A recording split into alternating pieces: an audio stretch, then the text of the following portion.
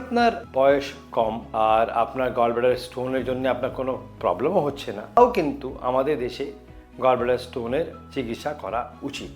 তার কারণ হলো সারা যে আমাদের রিমাইন্ডার অফ দ্য লাইফ আছে তার মধ্যে কোনো না কোনো কমপ্লিকেশন হবে, আগে থেকে প্রিকশন নেওয়া ভালো।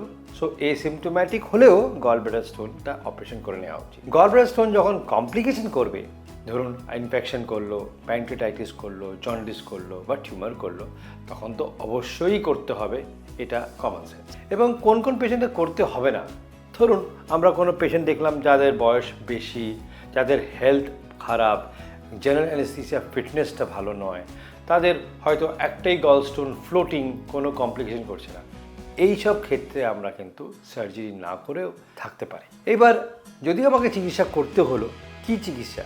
একমাত্র যদি আমার বলতে হয় মেডিকেল ট্রিটমেন্ট, সেটা হলো যদি একটা গলস্টোন থাকে, ছোট্ট গলস্টোন থাকে, তখন কিন্তু মেডিকেল ট্রিটমেন্ট একটা আছে, একটা ট্যাবলেট দিনে 2 বার করে 6 মাস খেয়ে দেখা যেতে পারে, আর সোডিওক্সিকোলিক acid.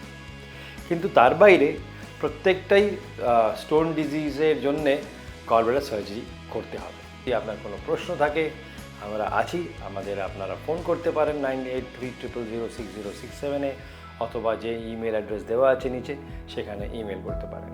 Thank you very much.